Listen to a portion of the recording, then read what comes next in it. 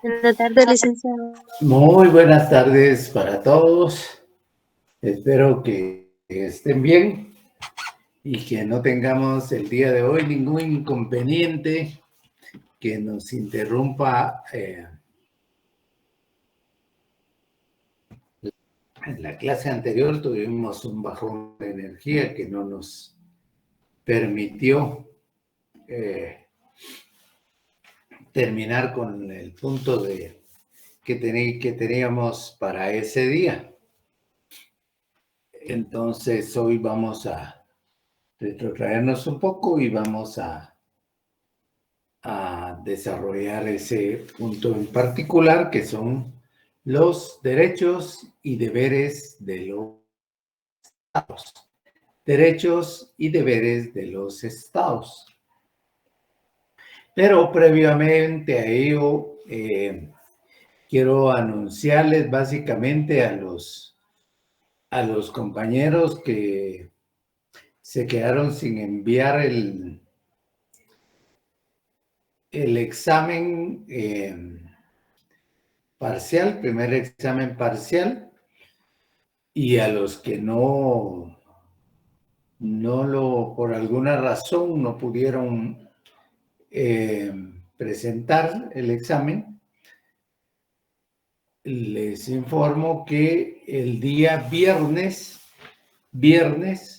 a las 4 de la tarde vamos a estar sustentando el examen. Les voy a enviar el test para que lo desarrollen durante el tiempo que ahí establezcamos y que puedan tener una nota de examen parcial. Entonces, con esto, pues, ya, si lo pueden replicar, si lo pueden decir a los otros compañeros, son alrededor de 5, recuerdo yo. Entonces, para que se examinen y tengan su nota de examen parcial. Dicho esto, sí, ya entramos de lleno a analizar el punto de los derechos y de los deberes de los estados, y para el efecto hacemos referencia a la Convención sobre Derechos y Deberes de los Estados, suscrita en Montevideo, Uruguay, en el año de 1933. De ahí, de esa cuenta, que se le denomine la Convención de Uruguay, Montevideo. Básicamente en ella se plasman los derechos de los estados como una de las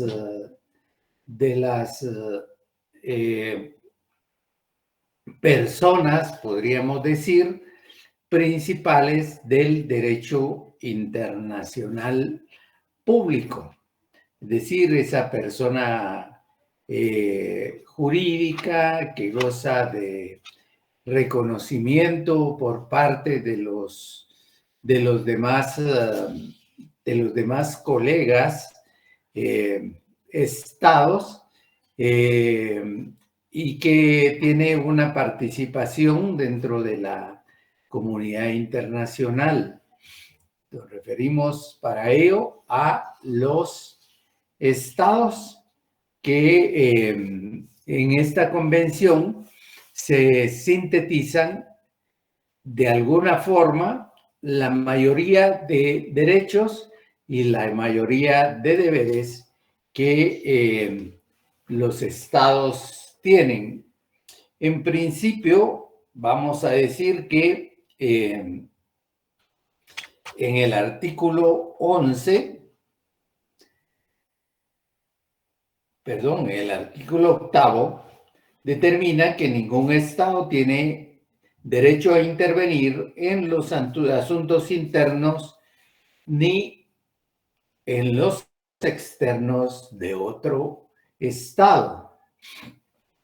Es decir, tiene la obligación, tiene el deber de el debido respeto hacia los asuntos internos de cada estado, porque los asuntos internos de cada estado únicamente le competen a este estado en particular, lo que significa que ningún estado puede estar dando órdenes, emitiendo directrices a efecto de que un estado determinado se comporte de una u otra manera. Es decir, que se asocie o no se asocie con determinados países, con determinados estados, a efecto de que pueda velar por sus intereses propios. Tiene autonomía, tiene, que es lo más importante, frente a los demás, quienes deben respeto por ser un Estado igual. Determina que los estados contratantes consagran en esa convención como norma de su conducta obligación precisa de no reconocer las adquisiciones territoriales o de ventajas especiales que se realizan por la fuerza. Se recuerdan que platicábamos que el único ente facultado para aplicar fuerza, para aplicar medidas coercitivas en contra de un Estado en particular, es un órgano de las Naciones Unidas que se denomina Consejo de Seguridad, a quienes los estados delegaron esa facultad de someter y de pedir y aplicar a otro estado que se encuentre en actos de hostilidad frente a otro, para que se preserve y se mantenga la paz. Básicamente esa es la finalidad: seguridad y paz. Y en la medida en que los estados están bajo la observancia u observando el derecho, las normas del derecho internacional, pues básicamente sí se logrará el ejercicio de la paz. Sin embargo, encontramos actualmente que se encuentran muy altivos, muy activos, con mucho movimiento y respetando las normas del derecho internacional de no intervención, de no injerencia, y entonces como resultado de ello está en peligro la paz mundial, la seguridad mundial, la seguridad de la humanidad. ¿Por qué? Porque finalizó la Segunda Guerra Mundial en 1945, pero de inmediato se inició otra guerra a la que se denominó la Guerra Fría. Y sobre la base de eso iniciaron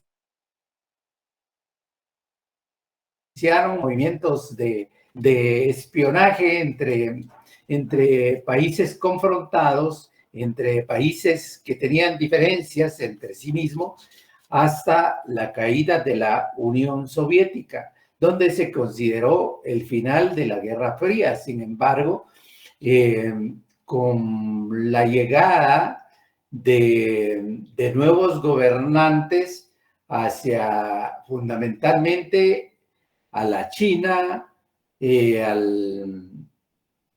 a la Federación Rusa, a Irán. Entonces, básicamente se ha iniciado otro frente que ha polarizado la situación y entonces, como resultado de ello, también han habido ahí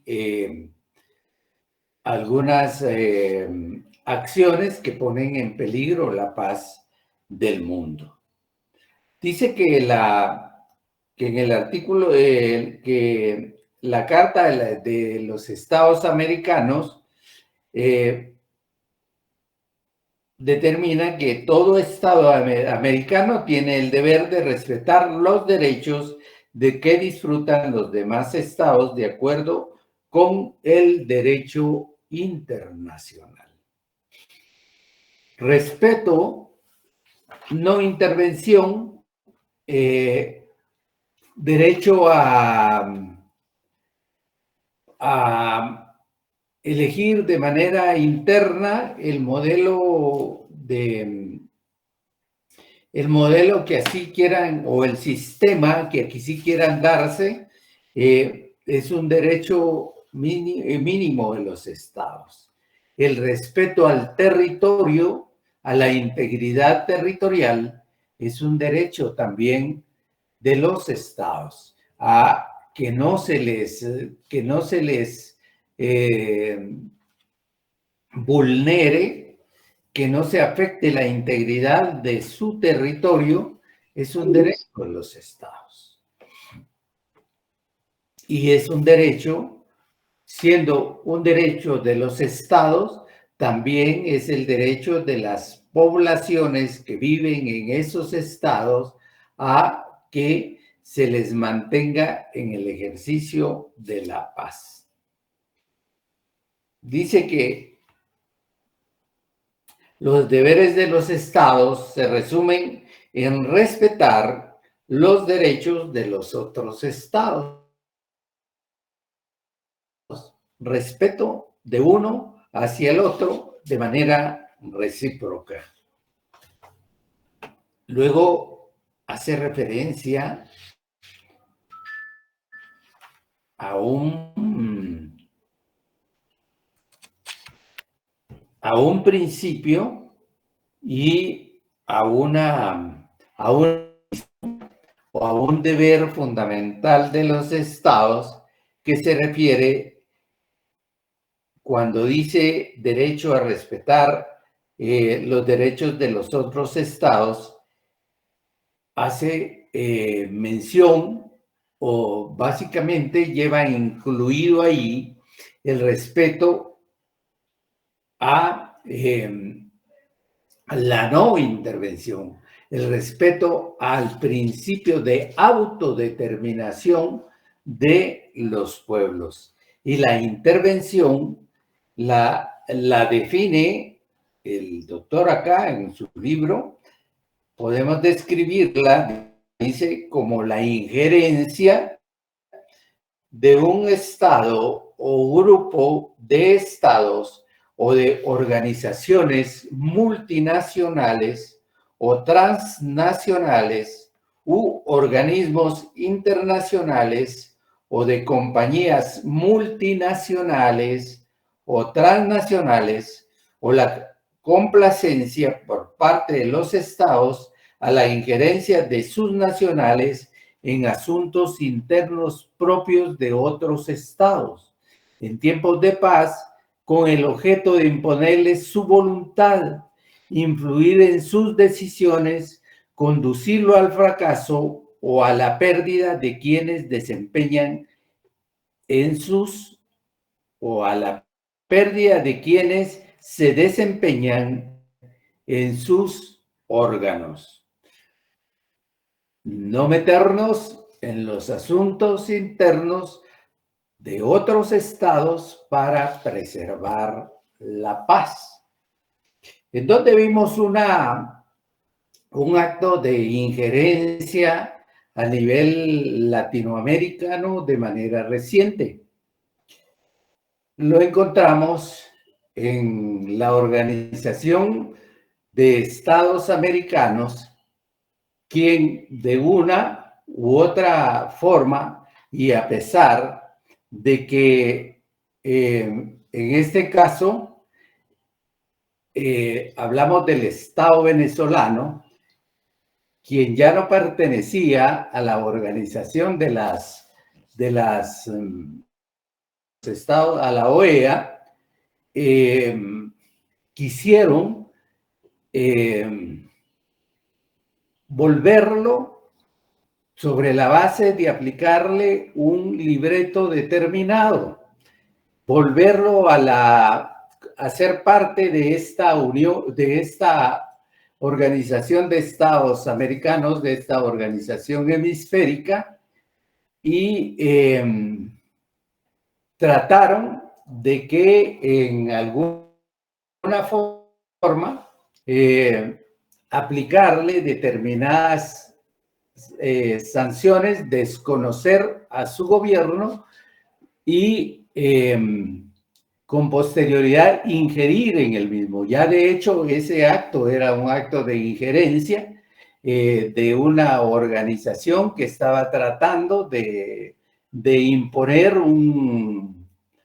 una filosofía, de imponer una política de Estado dentro de ese Estado venezolano, y para el efecto conformaron un grupo determinado al que le denominaron Grupo de Lima, y que en un momento determinado se reunieron en la vecina, en las fronteras de Colombia y Venezuela, con el objeto de entrar una supuesta ayuda humanitaria, pero que en la misma no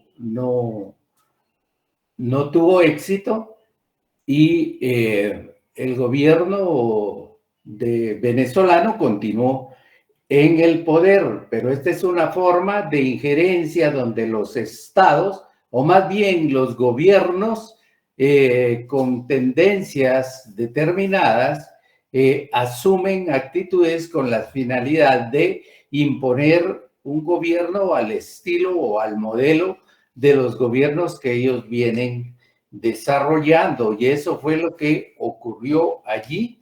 Es un hecho histórico plenamente documentado, en el cual se violentaron todas las normas del derecho internacional, a pesar de que dentro de la justificación que se daba para ingresar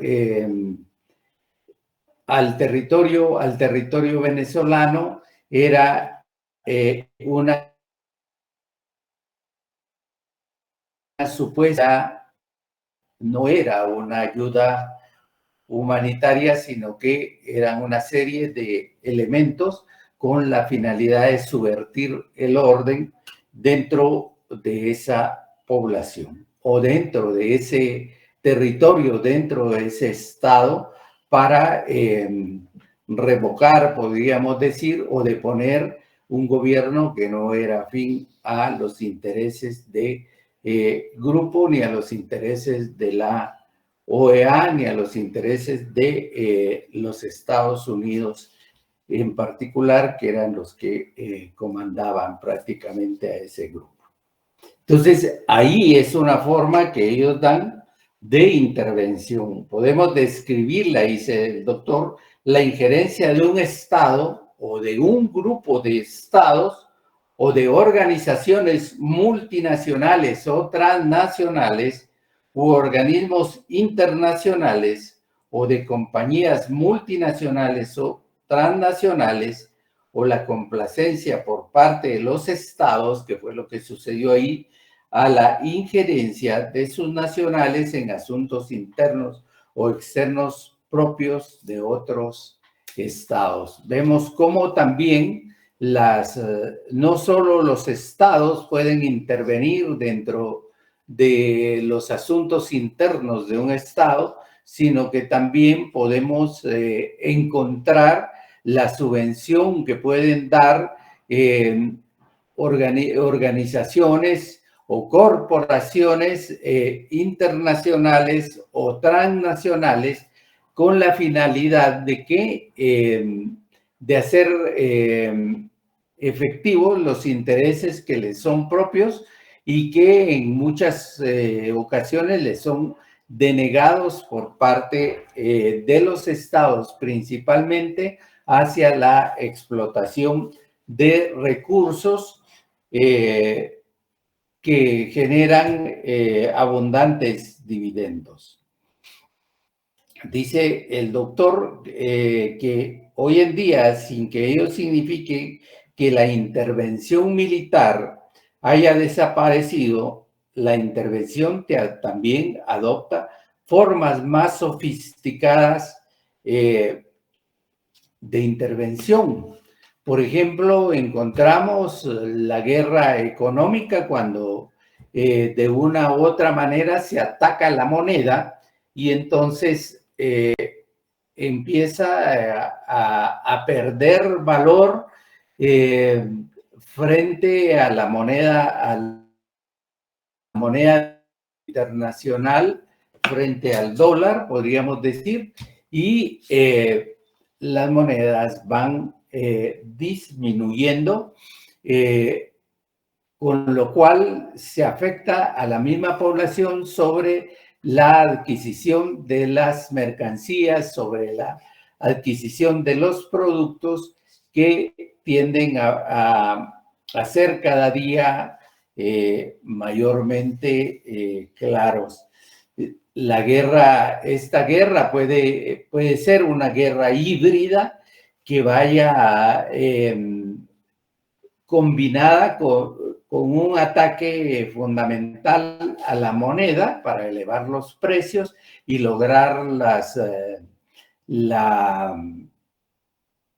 que las poblaciones se desesperen y se enojen y se logre el cambio tan esperado que estos grupos desean, cambio de gobierno para poner un gobierno afín. Dice, otra forma de intervención, dice el doctor, es hacer declaraciones públicas y oficiales alentando movimientos insurgentes o beligerantes.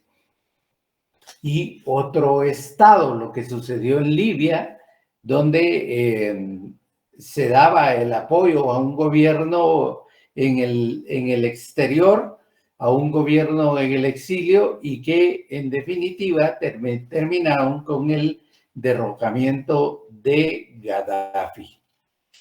Omar Gaddafi, el coronel que era el líder de todas esas tribus que mantenía en Libia, en el norte del África, como parte del Magreb. Luego dice hacer declaraciones públicas apoyando políticas de terceros países que se sabe van al encuentro de la política de estados amigos o vecinos. Es decir, otra vez emiten declaraciones en apoyo a determinados movimientos. Obtener el voto favorable de otros estados en los foros internacionales bajo la presión de suspender la ayuda económica. Esta es una situación muy frecuente que se produce en el marco de la Asamblea General de las Naciones Unidas, en donde se votan determinadas situaciones de condena, para que se deje de hacer determinada circunstancia, y entonces lo que se produce es, como resultado de ello, una presión terrible sobre los estados, sobre los gobiernos de esos estados, para que en el foro internacional en una asamblea general se vote en determinado sentido que favorezca a el Estado que ejerce presión sobre el mismo. Llevar a cabo, dice, bloqueos económicos, eso es parte también de una guerra híbrida, es parte de todo un libreto que puede ser aplicado con la finalidad de alinear a un gobierno sobre determinadas políticas de Estado. Dice llevar a cabo bloqueos económicos por el solo hecho de no comulgar con la política o forma de gobierno de otro Estado, dice el doctor. Eso de los bloqueos económicos es una situación bastante contundente, podríamos decir, que aplican los estados con la finalidad de que se revierta el gobierno que no es afín a los intereses de un estado.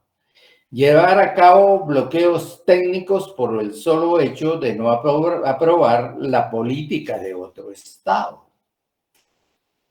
No vender repuestos, esa es otra forma, no vender repuestos de maquinaria por el solo hecho de estar en desacuerdo con la línea política de otro estado. Tenemos acá entonces formas de intervención diversas y que forman parte, podríamos decir, de lo que se denomina una guerra multiforme que sin estar utilizando las armas para provocar una intervención militar directa, se pretende diezmar, se pretende someter a toda una población por hambre, porque no les llegan los medicamentos, porque no les llegan los alimentos, es decir, crear una catástrofe dentro de un estado. Dice, si no vende repuestos, no tiene forma de movilizarse y entonces las situaciones se encarecen o no se encuentran los repuestos en otros lugares, tomando en consideración que si venden repuestos serán motivo de sanción por parte del Estado hegemón. No vender armas por solidaridad con un tercer Estado o aportar armas a movimientos subversivos, insurgentes o beligerantes o en otro Estado o proporcionar armas de largo alcance, armas sofisticadas, armas nucleares hacia otro estado con la finalidad de hacer prevalecer intereses de Estado, dar albergue a grupos abiertamente complotan contra otro Estado y apoyar las campañas publicitarias o movimientos que abiertamente se dedican a denigrar a otro Estado. Financiar programas que contravengan la fe religiosa, las costumbres, la forma de vida, etcétera, de otro Estado.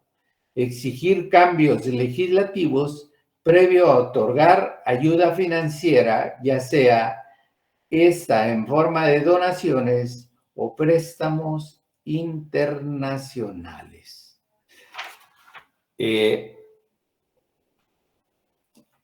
¿A qué lleva todo esto? Este tipo de intervención militar o no militar sin tener una presencia por parte del Estado intervencionista, sin tener una presencia militar, lo que hace es conformar grupos dentro del territorio que tiene un gobierno desafecto a los intereses de Estado y entonces crean grupos de choque y entre fuerzas armadas del Estado, policíacas de un Estado, y entonces se pretende llegar a la guerra civil o implantar lo que dentro de un libreto determinado que ellos tienen, que se denomina la guerra de perros. Es decir, que se maten entre ellos mismos y ya cuando la situación esté ya en posibilidades de que nosotros podamos actuar, pues llegamos y arreglamos todo. También se llega otra forma de intervención sin entrar a pisar territorio del Estado intervenido. Se aplican aquellas formas denominadas el fair law, donde los gobiernos se ven separados de sus cargos que por elección, por otro órgano interno de poder, que es el que asume la dirección, asume el poder y que es afín a los intereses del intervencionista. Situación que sucedió en Paraguay con el padre Lugo, donde el Congreso de la República le armó un expediente y sobre la base de eso lo separaron del cargo.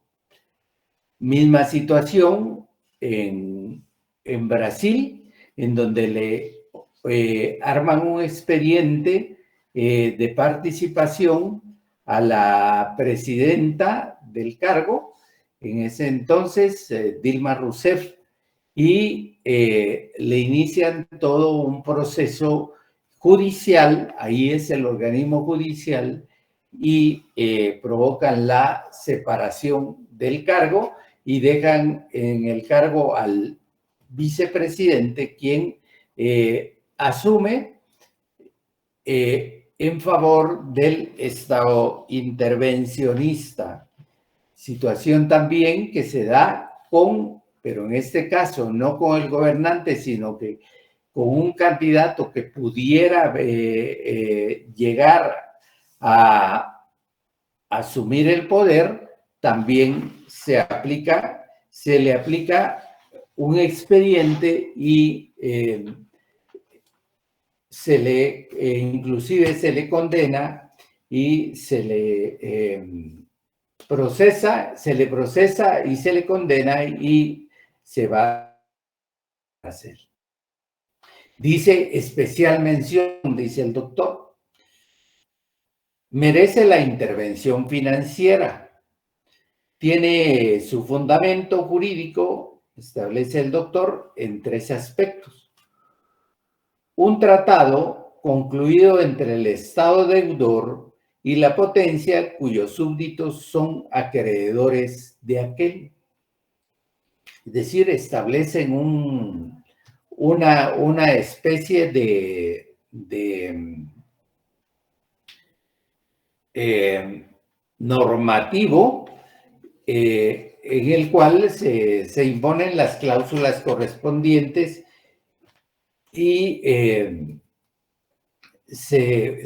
la potencia otorgan los créditos necesarios establecidos en ese tratado o contrato.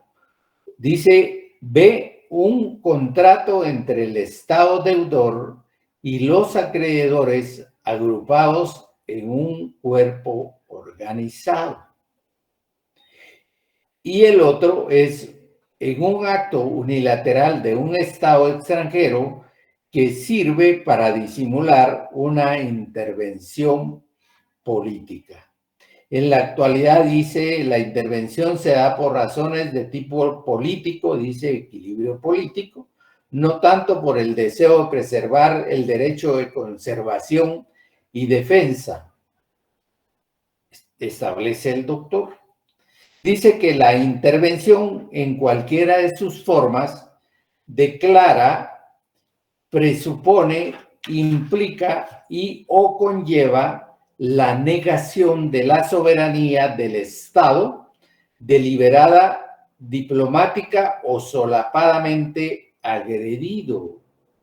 La intervención va a la raíz de la razón de ser del Estado, toca el Estado en todas sus bases y es un insulto a la razón y a la persona de sus nacionales, que no respeta voluntades.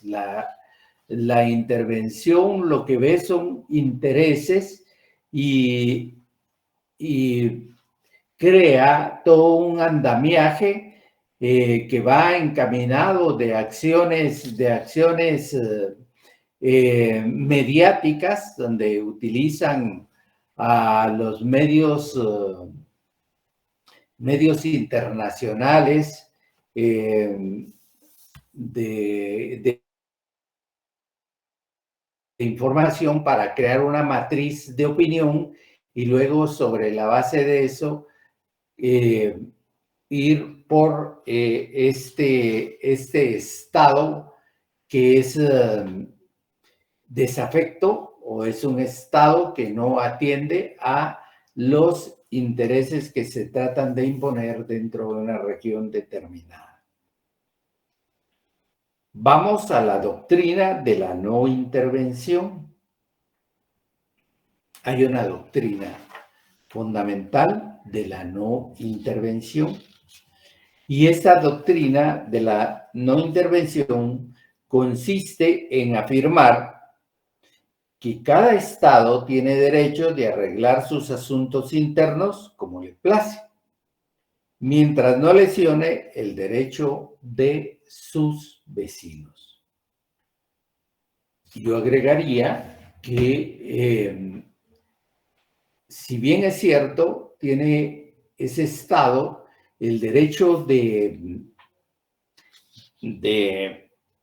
arreglar sus asuntos internos como le place, mientras no lesione el derecho de sus vecinos, agregaríamos que ese Estado debe de manera fundamental, principal y esencial, respetar los derechos internos de todos sus gobernados, los derechos que le corresponden a los ciudadanos de ese país. Y en ese sentido, podríamos decir que teniendo ese respeto hacia sus gobernados, este Estado puede reclamar con la solvencia necesaria la no intervención por parte de otros estados. Puede demandar ese tipo de intervención. Luego tenemos las doctrinas que se refieren a la no intervención o a la no agresión por parte de los estados. Y dentro de esas doctrinas, fundamentalmente, tenemos la doctrina Monroe, que es la doctrina que sienta en el presidente James Monroe en el Congreso de Estados Unidos el 2 de diciembre de 1823, mediante la cual determina que ningún Estado europeo puede intervenir en el hemisferio americano. Es decir, en todo ese continente americano, que es el que con posterioridad denominaron América para los americanos, interpretando esta frase de la América para los americanos en cuanto a entender que del río Grande para la Patagonia constituía lo que se denominó el patio trasero de los Estados Unidos y sobre los cuales él podría disponer de cualquier forma, alineando a los gobiernos a efecto de que sus empresas transnacionales, multinacionales, corporativas pudieran utilizar sin ninguna restricción los recursos naturales que tiene toda esta vasta extensión del territorio que viene desde México hacia Chile, Argentina. Entonces, eso se ha discutido bastante en cuanto a la manera de interpretar el sentido de ese discurso que establece que ningún país europeo puede extender su sistema político al continente americano. Esto es mío. Ningún país europeo puede atentar contra la independencia de los países americanos, porque al atentar contra la independencia de los países americanos está afectando mis intereses propios. Ningún país europeo puede combatir o suprimir las libertades que disfrutan los pueblos de los jóvenes estados americanos. Solo yo puedo hacerlo y ninguna potencia extranjera puede intervenir en este lado del Atlántico. Algunos lo han resumido así: América para los americanos, que ha dado lugar a comentarios y reflexiones maliciosas políticamente. Ha dado lugar a esas reflexiones por las conductas, por las acciones que se han cometido en contra de todos los pueblos latinoamericanos, que podríamos enumerar un sinfín de actos de intervención. Por ejemplo, podríamos decir Venezuela en 1902, podríamos hablar de Guatemala, 1954, donde se produce una intervención que que separa y exilia al gobernante de ese entonces, que era el coronel Jacobo Arbenz Guzmán. En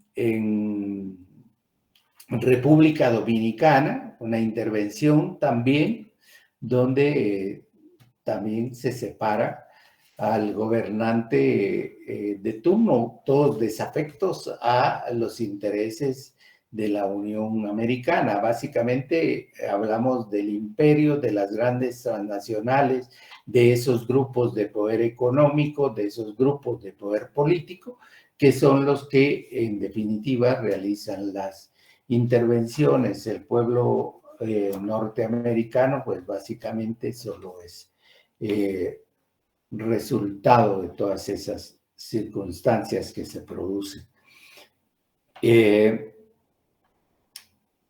También podemos hablar en Chile, 1973, donde se da la más grande y sangrienta intervención que produce el golpe de Estado y el asesinato del presidente de ese entonces. Y así sucesivamente. Yo creo que el doctor hace acá dentro de su libro un listado de intervenciones de los Estados Unidos derrocando todos aquellos gobiernos que no son de su simpatía, ni que colaboran en sus intereses. Luego tenemos, eso es la doctrina Monroe, la no intervención, la no injerencia de países europeos en territorio americano, porque se resume en América para los americanos, esa es la frase. Luego está la doctrina Drago. Esta, en el año de 1902, determina el doctor acá, Inglaterra e Italia establecieron en contra de Venezuela un bloqueo armado, bombardearon sus puertos para obligarla a pagar las deudas contraídas con súbditos de los tres países. Y entonces Luis Drago, que es el ministro de Relaciones Exteriores de la Argentina, expresa que está enterado de la agresión armada por el cobro de deudas. Y sobre la base de eso dirige una, o como reacción a esa actitud de esos tres estados europeos, dirige a Washington una nota diplomática en la cual expone que el cobro militar supone la ocupación territorial y esta significa la supresión o subordinación de gobiernos locales, lo cual es una violación, le indica, flagrante y clara de la doctrina Monroe.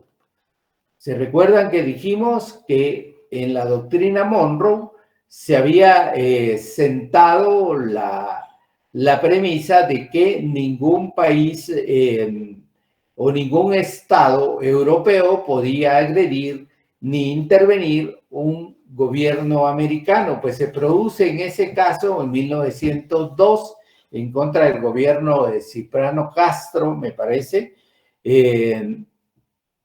haciéndole cobros de manera coercitiva y agresiva para que pagara las deudas a esos estados. Dice, además, que el estado acreedor, al actuar así, está actuando irreflexivamente porque al contraer la deuda sabía muy bien el riesgo que en suma no debe sobreestimarse porque el Estado es un ente permanente que tarde o temprano estará en posición de pagar. En resumen, el uso de la fuerza por deudas es inadmisible, determina la doctrina Drago. El canciller de la Argentina, que es el que emite una opinión a través de una carta diplomática dirigida a los Estados Unidos, y diciéndoles, bueno, y ustedes no que muy la doctrina Monroe y permiten que se actúe de esa manera. Doctrina Calvo. El doctor Carlos Calvo, dice, también de origen argentino, estructuró más este punto. Y según él, en el derecho internacional, estricto cobro de derechos de créditos y de la demanda de reclamaciones privadas no justifica de plano la intervención armada de los gobiernos. Y como los estados siguen invariablemente esta regla en sus relaciones recíprocas, no hay motivo para que ellos no la impongan también en sus relaciones con las naciones del Nuevo Mundo, que era América.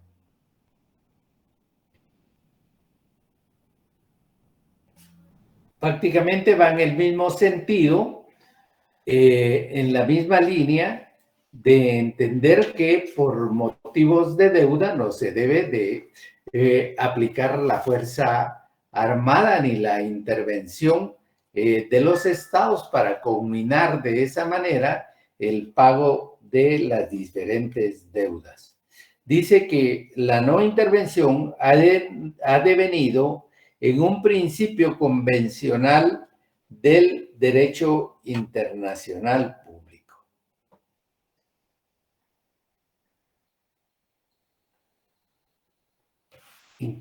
Aquí es donde hace referencia a las diferentes intervenciones. En el punto 15.6 se refiere a las intervenciones y dice, cualquiera afirmaría, dice el doctor, o esperaría que Estados Unidos hubiese llevado los principios expuestos por el presidente James Monroe hasta sus últimas consecuencias. Sin embargo, la historia es bien triste al mostrar que precisamente Estados Unidos ha sido el que más se ha distinguido por intervenir abiertamente en Latinoamérica. Y hace referencia a diferentes donantes que intervinieron en los diversos países de Latinoamérica. Y entonces hace referencia, sin que esto sea una lista exhaustiva, determina, todos ellos tienen una larga historia de intervencionismo y menosprecio hacia los principios de la doctrina Monroe. Tampoco salieron a la defensa ante las intervenciones europeas, y ejemplo de ello son las Islas Malvinas ocupadas por la fuerza por Gran Bretaña en 1933 y tampoco en 1976, y su posterior intento de recuperación por la fuerza por parte de Argentina, la expansión territorial de Gran Bretaña en Belice, que culminó con la independencia de este estado. Las intervenciones franco-inglesas en el río La Plata, su ocupación de España en las Islas Chinchas, 1964, Alemania, la ocupación de Alemania en Haití, etcétera, etcétera. Es decir, hace referencia a una diversidad de intervenciones que sus diversos gobernantes hicieron sobre suelo latinoamericano, sobre los países latinoamericanos que tenían gobernantes que no eran necesariamente afectos a la política del Estado imperial, del mayor Estado imperial que ha tenido el mundo. Determina el doctor acá que en la actualidad existe un tratado interamericano de asistencia recíproca, que es el TIAR, que hasta la fecha no ha sido aprobado en el campo de fuego, y el caso de las Islas Malvinas no aportó mayor luz en este aspecto, aun cuando dejó en Latinoamérica un sabor muy amargo y un sentimiento de que el TIAR es solo papel y nada más. Quisieron activarlo hace poco, sin embargo, no hubo ninguna forma de que pudieran activar esa alianza militar para actuar cuando un Estado agrede a otro Estado, o cuando los Estados latinoamericanos se vean afectados como resultado de una agresión de países europeos. Y este TEAR es el que fue creado por la Organización de Estados Americanos para la defensa de los países latinoamericanos o del continente americano. Y en la actualidad, para defensa de los intereses de Latinoamérica y del Caribe, que forman una estructura orgánica ya de nuevo cuño en una organización de reciente creación que tienen que ir armando e integrando, como lo es la CELAC. Hablemos del reconocimiento de los estados. Nos vamos a la página 121 del libro de Derecho Internacional Público. Dice que la Convención sobre Derechos y Deberes de los Estados, a la que hemos estado haciendo referencia, firmada en Montevideo en 1933, contiene las siguientes disposiciones. La existencia política del Estado es independiente de su reconocimiento por los demás estados. Es decir, un estado puede existir sin el reconocimiento de otros estados. El reconocimiento de un estado meramente significa que el que lo reconoce acepta la personalidad de otro, con todos con todos los derechos y deberes determinados por el derecho internacional. El reconocimiento es internacional y es irrevocable. El reconocimiento del Estado podrá ser expreso, podrá ser tácito, y este último resulta de todo acto que implique la intención de reconocer a ese Estado. En el artículo 12 dice que la OEA determina que la existencia política del Estado es independientemente de su reconocimiento por los demás estados. El reconocimiento implica que el Estado que lo otorga acepta la personalidad del nuevo Estado con todos los derechos, deberes que por uno y otro determina el derecho internacional.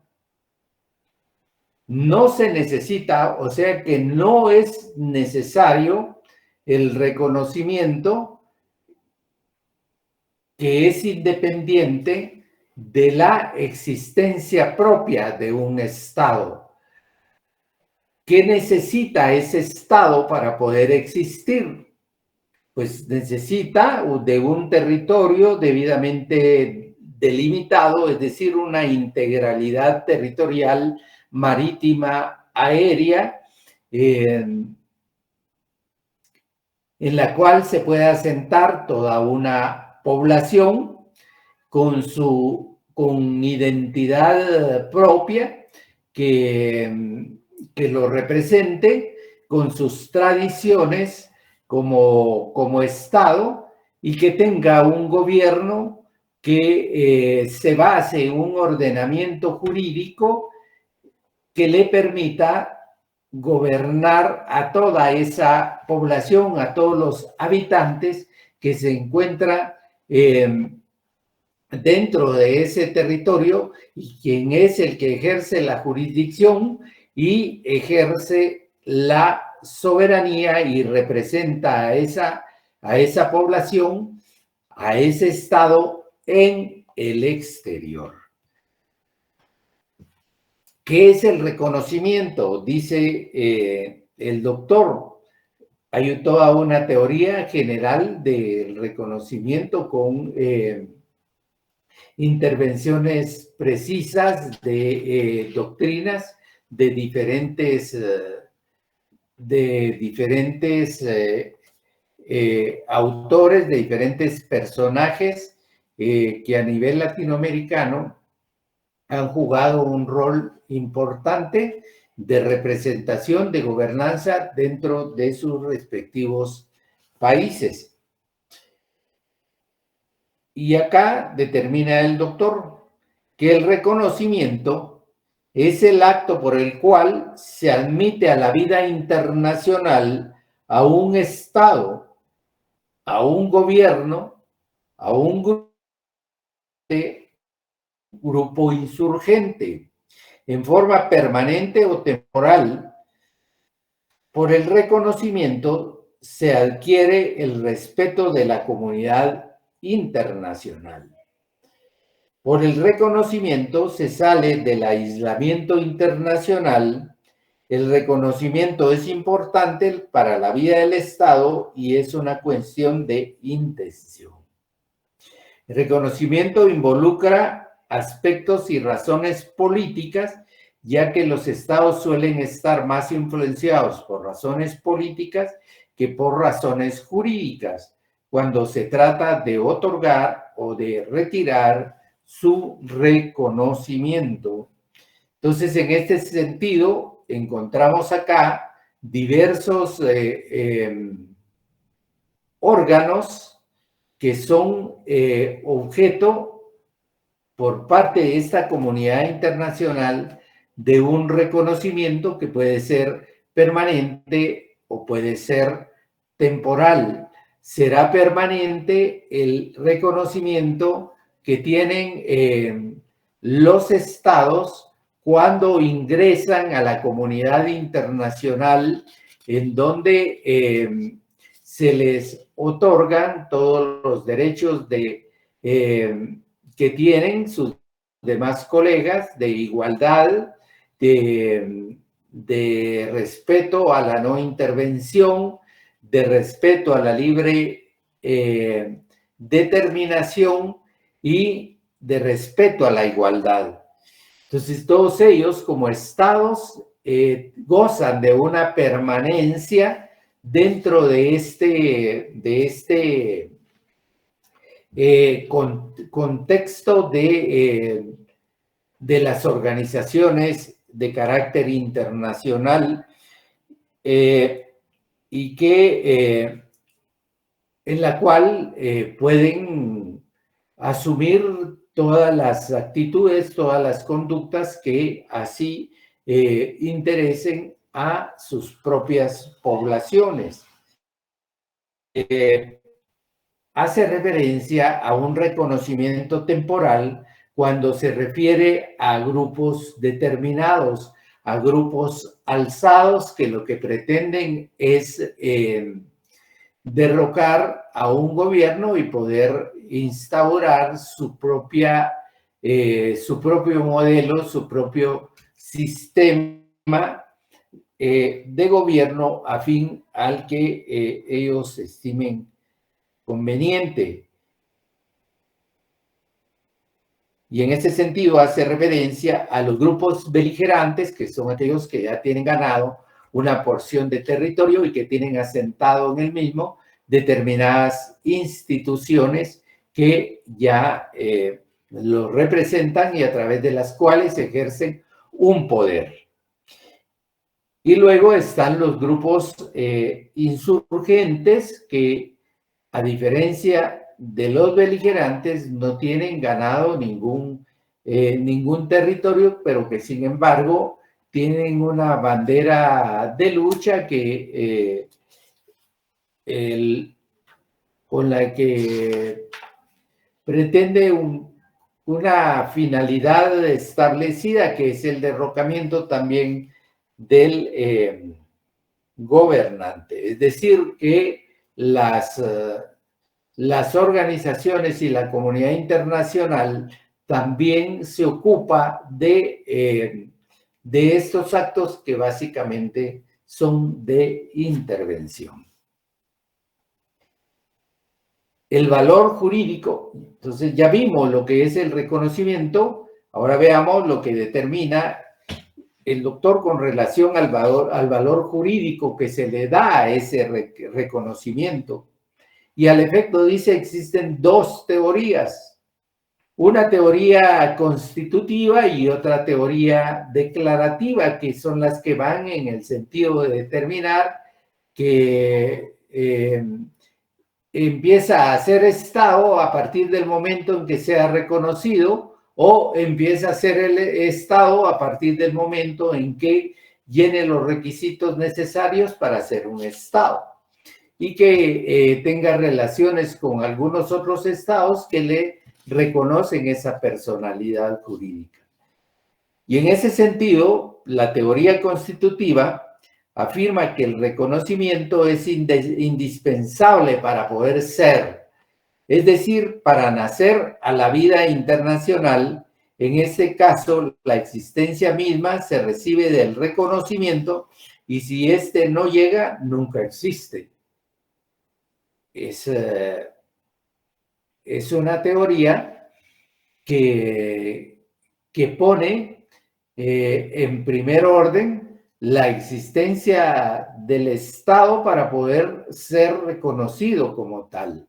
No la existencia, no que con la existencia de ese Estado que llena todos los requisitos establecidos, ya pueda ingresar a la comunidad internacional.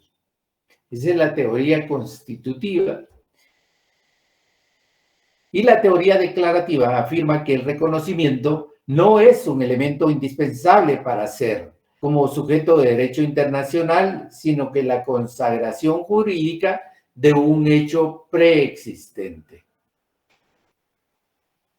No se necesita del reconocimiento en un momento establecido para constituirse como un Estado, toda vez que teniendo los elementos necesarios y esenciales para ser un Estado, entonces podrá relacionarse con los demás, podrá tener soberanía que debe ser respetada por los otros estados. Podrá ser un Estado independiente, podrá ser un Estado libre con reconocimiento de toda una comunidad internacional que por el hecho de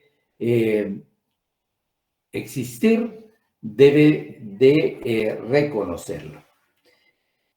Dice que entre ambas teorías, aun y cuando tienen grandes juristas como defensores, es la teoría declarativa la que más eco ha encontrado en la actualidad.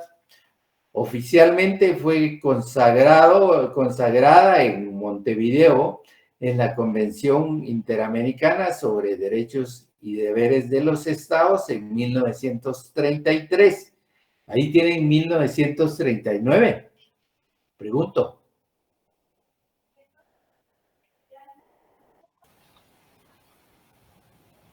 Estoy en la página 122. Sí, licenciado, tenemos 1939. No, corrijan, es 1933. Es la 7ª Conferencia Internacional. Y el artículo 3º y 6º dice, los cuales disponen lo siguiente. Cito, la existencia política de un Estado es independiente del reconocimiento de los otros Estados. Sí determina la convención recogiendo la teoría declarativa para establecer el valor jurídico del reconocimiento. Dice, aún antes del reconocimiento, el Estado tiene derecho a defender su integridad e independencia, a ver por su conservación y prosperidad y consiguientemente a organizarse según su conveniencia, a legislar de acuerdo a sus intereses, a administrar sus servicios y definir la competencia de sus tribunales.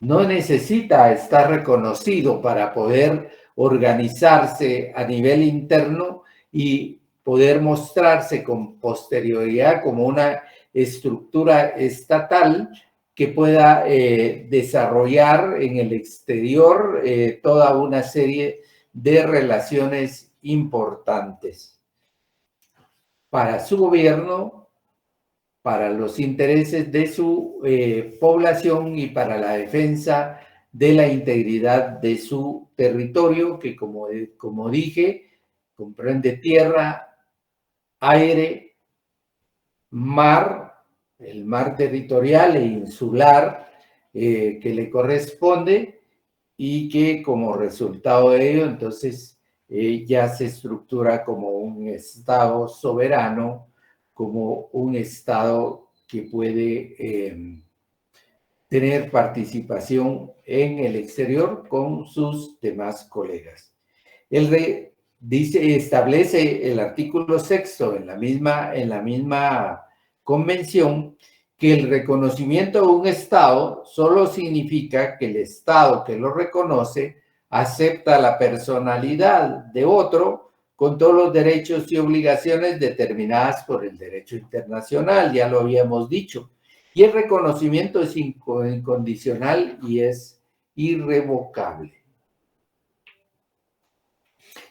Está determinado entonces este reconocimiento en esa convención internacional, la séptima Conferencia Internacional de Derechos y Deberes de los Estados, que se llevó a cabo en Uruguay en 1933.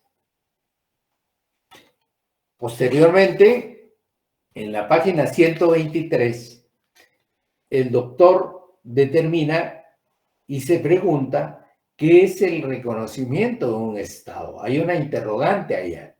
¿Qué es ese reconocimiento del Estado? Y dice, el reconocimiento de un Estado es el acto por el cual un Estado es admitido a la vida internacional y permanente. Es la aceptación por parte de los otros estados para que acceda a formar parte de la comunidad internacional. Es la conformidad de los otros estados en que este nuevo estado reúne todos los requisitos necesarios para ser tratado como estado, con derechos y obligaciones a nivel internacional solo concedidos a los estados como tales. ¿Qué encontramos entonces?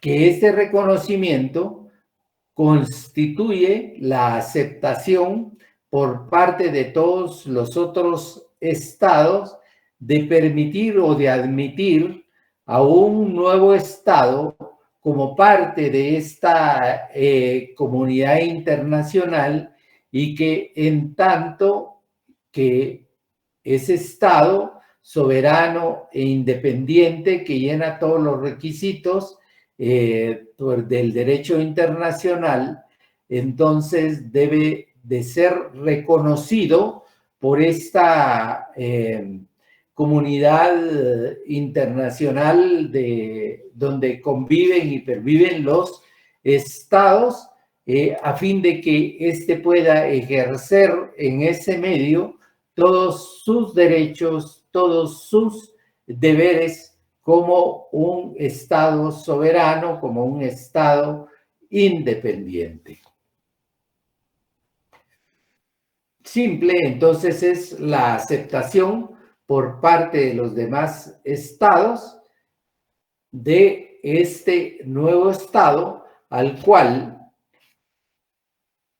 en el hecho de la aceptación, le reconocen la personalidad jurídica y la capacidad intrínseca para que pueda actuar como tal en los foros internacionales. Don José Alfonso Jr., le doy la palabra. Se le activó. Bueno. Hay diversas formas de reconocimiento, dice el doctor. Hay un reconocimiento expreso en el cual le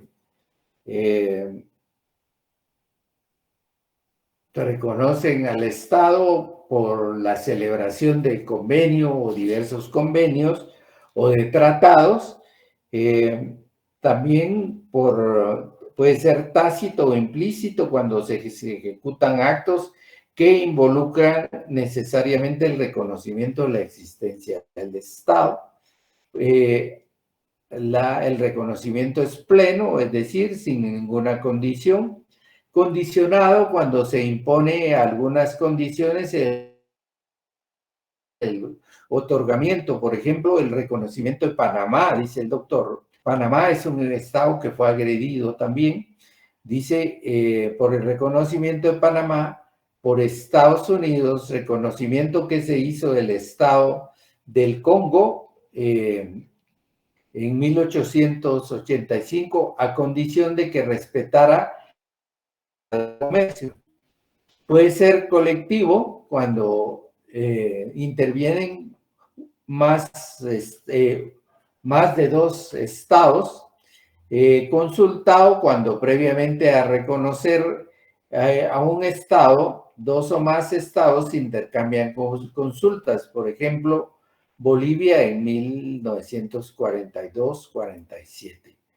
Puede ser concertado cuando varios estados se consultan, se llega a consenso obligatorio sobre el reconocimiento simultáneo al mismo tiempo o en un solo acto o varios estados reconocen a otros. Y propiamente dicho, cuando se da el reconocimiento colectivo por medio de un acto de un foro internacional como la OEA o la ONU, la cual hasta la fecha todavía no se ha dado. El reconocimiento reviste las siguientes características: es irrevocable, una vez que se da no se puede revocar, es retroactivo, no se puede regresar,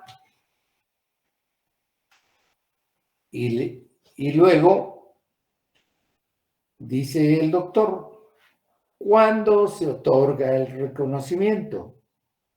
En general, el reconocimiento debe otorgarse al momento de nacer el Estado. Esa es una premisa general. Generalmente los Estados amigos reconocen al momento de declarar la independencia, avalando esta con la presencia de su jefe de Estado o con su representante. Hay un intercambio de actividades o la participación de los jefes de gobierno o los jefes de Estado en las invitaciones que pudieran realizarle los nuevos estados. Tenemos como otro punto importante son los reconocimientos de los gobiernos.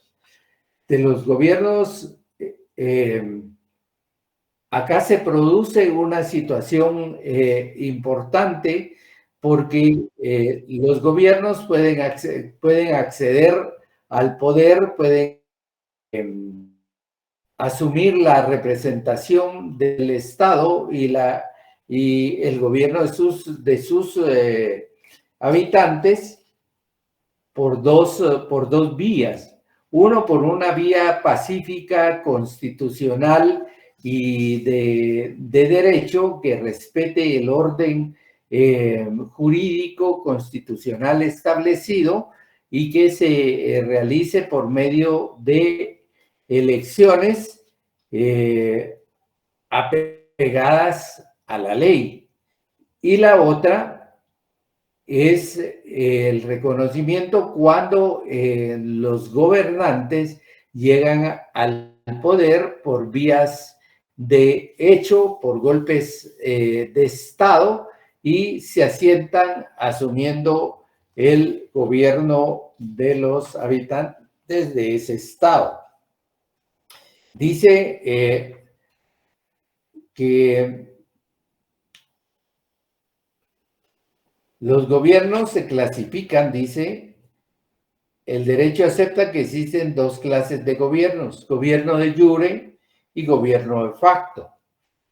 Así lo establece a través de esos latinazgos que dice gobiernos de derecho y gobiernos de hecho.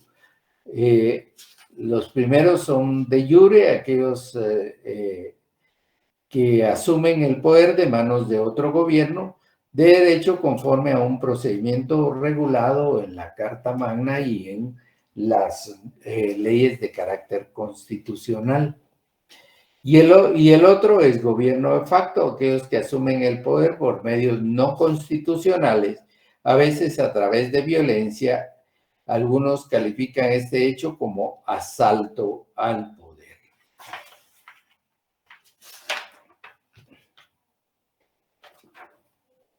¿Cuáles son las doctrinas sobre el reconocimiento de estos gobiernos? Porque aquí resulta la duda, el cuestionante de que si se debe de reconocer un gobierno que ha llegado a asumir el poder político por medio de vías de hecho, no conforme a derechos, sino que por medios violentos. Y entonces, al respecto, existen diferentes doctrinas. Está la doctrina Tobar, que es planteada por el ministro de Relaciones Exteriores de Ecuador, la doctrina Wilson, del presidente Wilson en 1913, que tiene cierta semejanza a la doctrina Tobar. Luego tenemos la doctrina Stimson, la doctrina Estrada, planteada por el ministro de Relaciones Exteriores de México en 1930. Esa es una doctrina muy importante con respecto al reconocimiento y que se basa en el hecho de la no intervención. Veamos entonces de manera rápida la doctrina Tobar. También se le llama la doctrina de la legitimidad democrática, con el fin de evitar los constantes golpes de Estado en América Latina, especialmente en el Ecuador, porque en un mes habían tantos gobernantes que asumían por las vías de hecho y un día aparecían con un nuevo presidente y otro día con otro. Y en ese sentido, él aboga, dice, con el fin de evitar los constantes golpes de Estado en América Latina, aboga por el no reconocimiento de los gobiernos de facto. Ante esa situación decía, no lo reconozcamos porque simple y sencillamente no han agotado las vías de derecho para poder estar en el poder. Entonces, la postura de él era el no reconocimiento. El presidente Wilson en 1913 asume más o menos la misma posición del no reconocimiento de gobiernos. Vamos a la doctrina Estrada, que fue formulada el 27 de septiembre de 1930 por el ministro de Relaciones Exteriores de México para evitar los problemas de calificación de gobierno, opinando que su gobierno solo reconoce estados y que en lo sucesivo su país se limitará a mantener o retirar cuando le parezca procedente a sus agentes diplomáticos y a continuar aceptando también cuando lo considere conveniente a los agentes diplomáticos que las naciones respectivas tengan acreditadas. Entonces acá, con él, varía la situación porque dice, no estoy reconociendo gobiernos, estoy reconociendo estados y cuando lo estime conveniente retiraré reconoceré o no reconoceré y retiraré a mis agentes diplomáticos. Pero básicamente la postura de él es de reconocimiento, toda vez que está reconociendo estados y no reconociendo gobiernos. Nos vamos a quedar acá porque prácticamente agotamos el tiempo y ustedes tienen una clase posterior. Que tengan buena tarde y nos vemos el próximo viernes, recordándoles a los compañeros y compañeras que no pudieron enviar su test, que tenemos el examen a partir de las 4 de la tarde. Feliz tarde para todos y todas. Gracias, licenciado. Buena tarde.